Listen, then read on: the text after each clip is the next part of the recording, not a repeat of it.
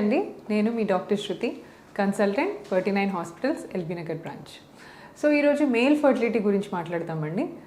Normally ఇప్పుడు summer start అయింది, ఎండలు కూడా చాలా ఉన్నాయి. సో ఈ ఎండల వల్ల ఎఫెక్ట్ ఏమైనా ఉంటుందా అని కూడా ఒక డౌట్ ఉంటుంది. అలాగే ఫీమేల్స్ గురించి చాలా వీడియోసే ఉన్నాయి, బట్ మేల్స్లో కూడా ఎండ వల్ల ఏమైనా ప్రాబ్లం అవుద్దా, స్పర్మ్ కౌంట్స్ ఏమైనా తగ్గుతాయా? సో మేల్ ఇన్ఫర్టిలిటీలో స్పర్మ్ అనాలిసిస్ ఎంత ఇంపార్టెంట్, దీని గురించి మాట్లాడతామండి. సో మేల్స్లో వాళ్ళు ఎంత అంటే కరెక్ట్గా ప్రెగ్నెన్సీ వచ్చే ఛాన్సెస్ ఉన్నాయా, స్పర్మ్ కౌంట్ బాగుందా లేదా, ఇవన్నీ తెలుసుకోవాలి అంటే వాళ్ళకి చేయాల్సిన ఒక simple and very basic test is sperm analysis. So sperm analysis అంటే వాళ్ళు ఇచ్చే వీర్యం శాంపుల్లో కణాలు ఎన్ని ఉన్నాయో కౌంట్ చేయటము. సో కౌంట్ ఒకటే కాకుండా దాని కదలిక ఎలా ఉంది అండ్ దాంతోపాటు కణాలు చూడడానికి ఎలా ఉన్నాయి, సో కరెక్ట్గా ఒక హెడ్, నెక్, టెయిల్ అన్నీ కరెక్ట్గా ఉన్నాయి, మార్ఫాలజీ. సో ఈ మూడు చూసుకుంటాం అనమాట. సో స్పర్మ్ అనాలిసిస్ ఎలా ఇవ్వాలి అది చాలామందికి డౌట్ ఉంటుంది. చాలామంది ఫస్ట్ టైం మా హాస్పిటల్కి వస్తుంటారు. సో ఆ రోజే వచ్చి, మేడం నాకు ఒక్కసారి స్పర్మ్ టెస్ట్ చేసుకోవాలని ఉంది, ఒకసారి స్పర్మ్ శాంపిల్ చెక్ చేస్తారా అని అడుగుతారు. స్పర్మ్ శాంపిల్ ఇవ్వాలి అంటే కొన్ని ఇంపార్టెంట్ అది ఫాలో చేయాలన్నమాట. సో అది ఏంటి అంటే, ఫస్ట్ థింగ్, ఈరోజు ఇంటర్ కోర్స్ అయిన ఒక 3-4 డేస్ తర్వాత, లేదా మీరు మాస్టర్బేట్ చేసి స్పర్మ్ శాంపిల్ రిలీజ్ చేసిన తర్వాత ఒక 3-4 డేస్ తర్వాత మాత్రమే స్పర్మ్ శాంపిల్ టెస్ట్ చేసుకోవాలి. సో ఫస్ట్ టైం వచ్చినప్పుడు మీరు కొంతమంది గ్యాప్ చాలా ఉందండి, ఎప్పుడో కలుస్తున్నామని చెప్తారు, కొంతమంది నిన్నే కలుస్తున్నామని చెప్తారు. సో తక్కువ గ్యాప్ ఉన్నా ఎక్కువ గ్యాప్ ఉన్న ఇంటర్ కోర్స్కి స్పర్మ్ అనాలిసిస్ అప్పుడు చేయకూడదు, రాంగ్ రిజల్ట్స్ వచ్చే ఛాన్సెస్ ఉంటాయి. ఫర్ ఎగ్జాంపుల్, నిన్న నైట్ కలుసున్నారు, ఈరోజు మార్నింగ్ మీరు స్పర్మ్ ఇచ్చారనుకోండి, వాల్యూమ్ ఆఫ్ ద సిమెన్ చాలా తక్కువ వస్తుంది. సో వాల్యూమ్ విల్ బి లో. వాల్యూమ్ లో వచ్చితే కౌంట్ కూడా లో వచ్చే ఛాన్సెస్ ఉంటాయి. రాంగ్ రిపోర్టింగ్, అన్నెసర్లీ ప్యానిక్ అవుతారు. అదే 15 డేసో 20 డేసో గ్యాప్ ఉంది, అప్పుడెప్పుడో ఇంటర్ కోర్స్లో పార్టిసిపేట్ చేసాము, మళ్ళీ 15-20 డేస్కి ఇప్పుడు శాంపిల్ ఇస్తే వాల్యూమ్ అయితే ఎక్కువే వస్తుంది, కానీ దాంట్లో మొత్తం డెడ్ స్పర్మ్సే కనిపిస్తాయి. సో ఇమ్మోటైల్ అంటే కదలిక లేని స్పర్మ్స్ ఉన్నట్టు శాంపిల్లో చూపిస్తుంది అనమాట. సో దీనికోసము మనకు WHO గైడ్ లైన్స్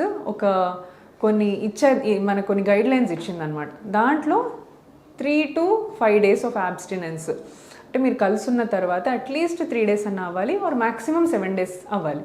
ఇంత గ్యాప్ ఉన్నప్పుడు మీరు శాంపిల్ ఇస్తే దాంట్లోనే అక్యురేట్ రిజల్ట్స్ వచ్చే ఛాన్స్ ఉంటుంది అనమాట. సో మనం చెక్ చేసే పారామీటర్స్ ఏంటి ఇందులో? ఒకటి వాల్యూమ్, అసలు వాల్యూమ్ ఎంత వచ్చింది, వాల్యూమ్ కూడా చెక్ చేస్తారు. వాల్యూమ్ తక్కువ వస్తే ఏదైనా అబ్స్ట్రక్షన్ ఉందా, ఏదైనా బ్లాక్ ఉందా అని తెలుసుకోవచ్చు. వాల్యూమ్ ఎక్కువ వస్తే గ్యాప్ ఎక్కువ ఉందేమో అని తెలుసుకోవచ్చు అనమాట. So volume of the sample చూస్తారు. అలాగే sample consistency, colour of the sample consistency అంటే థిక్గా ఉందా, లిక్విడీ ఉందా, వాటరీ ఉందా, వీటన్నిటి ద్వారా కూడా మనకి ఏ ప్రాబ్లం ఉంది మేల్స్లో అనేది ఐడెంటిఫై అవుతుంది. టూ మచ్ లిక్విడీగా శాంపిల్ ఉండకూడదు, అలాగే టూ థిక్గా కూడా ఉండకూడదు. It should be moderate consistency లాగా ఉండాలన్నమాట. కలర్ కూడా ఇఫ్ ఇట్స్ కొంచెం పస్ లాగా, yellowish లాగా వస్తే that means he has an infection. And too much వైట్గా వచ్చినా కూడా సమ్ ఎంజైమ్ డెఫిషియన్సీస్ ఉన్నట్టు తెలుస్తుంది. సో కన్సిస్టెన్సీ, కలర్ ఇవన్నీ ఇంపార్టెంట్. దీంతోపాటు కౌంట్, స్పర్మ్ కౌంట్, ఎంత స్పర్మ్ కౌంట్ ఉంటే నార్మల్గా మనకు ప్రెగ్నెన్సీ రావచ్చు అంటే more than 15 millions per ml. మీరు ఎజాక్యులేట్ చేసి ఇచ్చిన శాంపుల్లో 1 ml తీసుకుంటారు. సపోజ్ మీకు వచ్చిన ఎజాక్యులేట్లో 2 ml 3 ml ఉందనుకోండి, అందులో ఒకసారి మంచిగా వాష్ చేసి 1 ml శాంపుల్ తీసుకుంటారు. 1 ml శాంపుల్లో 15 millions కౌంట్ ఉంటే అది నార్మల్ కౌంట్, మోర్ దెన్ 15 ఉంటే. కదలిక అంటే కదలికలో కొన్ని స్పర్మ్స్ అక్కడక్కడే రౌండ్గా తిరుగుతాయి, కొన్ని ఫార్వర్డ్గా మూవ్ అవుతాయి. సో ఫాస్ట్గా ఫార్వర్డ్లో మూవ్ అవుతాయి అన్నమాట. సో అలాంటి స్పర్మ్స్ వచ్చేసి అట్లీస్ట్ 32% ఉండాలి. So sperm motility, progressive motility అంటే ముందుకు వెళ్ళే స్పర్మ్ యొక్క మొటిలిటీ 32%, 30% ఉన్నా ఓకే. నెక్స్ట్ మార్ఫాలజీ అంటే స్పర్మ్ చూడటానికి proper head, triangular shape head ఉండాలి, అండ్ ఒక మిడిల్ పీస్ ఉంటుంది, followed by a tail. So tail ఎందుకు ఉంటుంది స్పర్మ్కి? For it to swim. So swim చేసి ఎగ్ దగ్గర వెళ్ళాలి. ఎగ్ స్టాటిక్గా అక్కడే ఉంటుందండి, ఎగ్ కదలదు, స్పర్మే ఎగ్ దాకా వెళ్ళాలి. సో దానికి చాలా ఎనర్జీ కావాలి స్పర్మ్కి. స్విమ్ చేసి వెజైనా నుంచి యూట్రైన్ ట్రాక్ట్, అక్కడి నుంచి ఫెలోపియన్ ట్యూబ్ నుంచి ఓవం దగ్గరికి వెళ్ళి దాన్ని పియర్స్ చేయాలంటే స్పర్మ్కి చాలా ఎనర్జీ కావాలి, అండ్ చాలా మైటోకాండ్రియల్ యాక్టివిటీ మంచిగా ఉండాలన్నమాట స్పర్మ్లో. సో ఈ హెడ్, నెక్, టెయిల్ ఇవన్నీ కరెక్ట్గా ఉన్నాయా కూడా చెక్ చేసుకుంటారు. సో బేసిక్గా స్పర్మ్ అనాలిసిస్లో చెక్ చేసేవి ఇవి.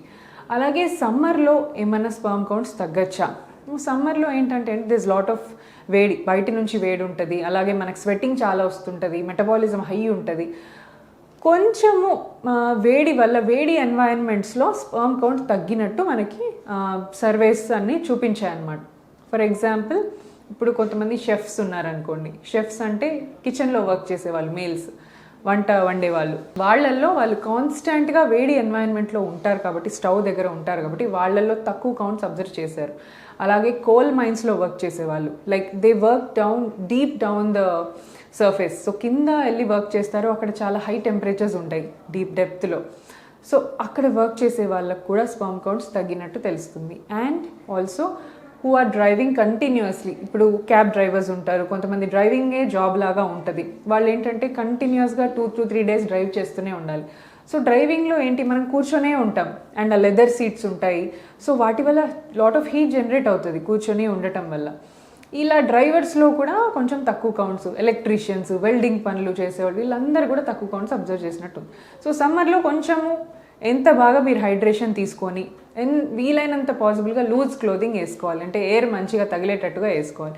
టైట్గా వేసుకున్నప్పుడు హీట్ ప్రొడ్యూస్ అవుతుంది కాబట్టి లూజ్గా ఇంట్లో ఉన్నప్పుడు లుంగీ కానీ లేదా loose some cotton kind of clothing వేసుకుంటే స్పర్మ్స్ కొంచెం హెల్తీగా ఉండే ఛాన్సెస్ ఉంటాయి. సో ఈ కొన్ని జాగ్రత్తలు తీసుకొని, మంచి హైడ్రేషన్ తీసుకొని, ప్రాపర్ ఏమంటారు, మంచి లిక్విడ్స్, జ్యూసెస్ కానివ్వండి, వాట్ ఎవర్, ఫ్రూట్స్ అనేవి చాలా మంచిది. So berries and any form of citrus fruits అంటే ఆరెంజెస్, ఇలాంటివి చాలా మంచివి అనమాట. దీంట్లో లాట్ ఆఫ్ యాంటీ ఆక్సిడెంట్స్ ఉంటాయి. ఇవన్నీ ఫాలో చేసి and me proper exercise, proper diet తీసుకున్నట్టయితే మీ స్పర్మ్ కౌంట్ హెల్తీగా మెయింటైన్ చేసుకోవచ్చు. Thank you so much.